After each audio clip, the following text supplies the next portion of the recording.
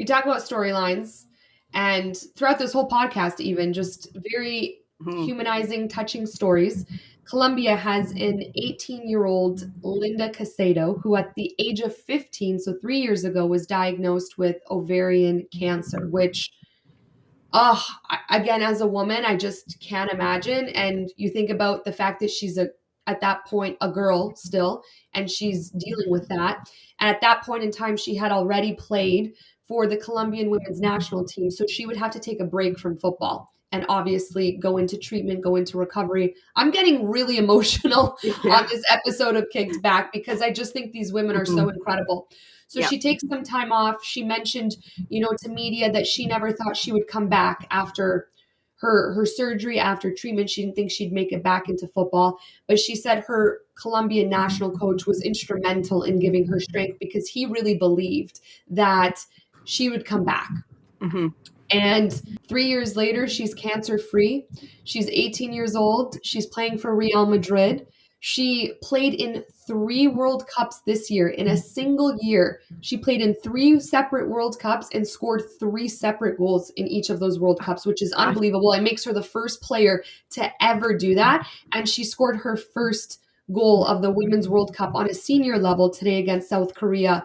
So, which I believe now makes her the second youngest South American to do that at the Women's World Cup, behind Marta, who was 17 years old when she did it. But what an incredible World Cup debut from Caicedo. What an incredible story. What a fighter.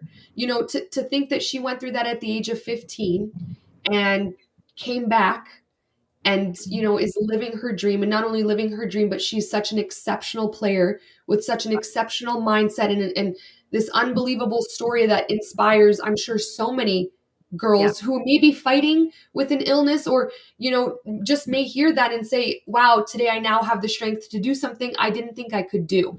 And I just, again, the storylines of this World Cup go beyond football for me. It's at the point where I'm like, okay, cool. We saw a 6-0 win, and that's huge, but I'm more interested in the Linda Caicedo story and hearing about a woman wearing a hijab for the first time at the Women's World Cup. Like, it's just such important messages that we're getting. And Caicedo really delivered that for me today. I got really emotional when I read her story. Caroline, you absolutely summed it up there. I'm almost speechless listening to you, to be honest. And it is, oh, wow, what a fearless young woman. What an incredible young woman. And I agree about her inspiring not just her teammates, but young women everywhere or older women, because I don't know if people know this, but ovarian cancer is extremely rare to have when you're that young. It's most often found above age 50. So that would have been such a shock for her. Obviously, any cancer diagnosis is completely horrible, heartbreaking. But it's an attest to passion, to drive, to not being willing to give up. And I also feel like I gotta control myself, not to just cry, because I know podcasts are for talking, but I almost feel speechless trying to understand what this woman has gone through and now what she's representing for everyone of any age. Anyone can connect with it. And for her to go out there at age 18. Yeah. She is like my hero. Yeah, I agree. And she's the hero that the world needs to have.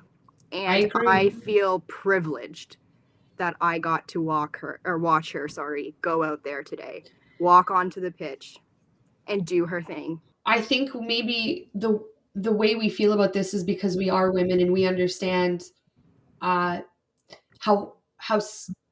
terrifying being diagnosed with ovarian cancer could be, because it's one of the worst types of cancers to have as a woman.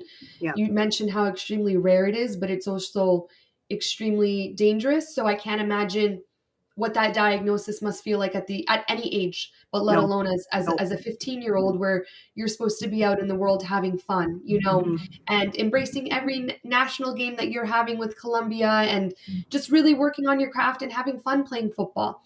And, life dealt her a very unfortunate, tough lesson, but look at the way she dealt with it and Hmm. handled it and persevered and fought. Like, she's the definition of a fighter. Yes. And I just think her story, I really wanted to get out there because it can give a lot of young boys and girls, older boys and girls, men and women, hope that Hmm. you can get to your dreams and Yeah. you can beat the odds. So Exactly. I'm really rooting for her. I'm really rooting for Colombia because I was impressed by them. I completely underestimated Colombia. I'm with you, Julia. I hadn't seen them play in a lot of games. I Hmm. think I just maybe expected more from South Korea. Fair. And while they left me disappointed, Colombia impressed me, so much. So I think that Germany will top this group, and I think Colombia is coming out a strong second, and I'm excited to Mhm. see how the rest of their tournament goes. Yeah, I would love Colombia to come out second. I just think for football, of course, but also the storyline of that. And they're a team that I think deserves it. And I love to see teams that go out there, give it their all, are classy, compact, getting the results out there. And again, I think I've mentioned mentality about 100 times, but they have the fighting mentality, and that will take you a long way.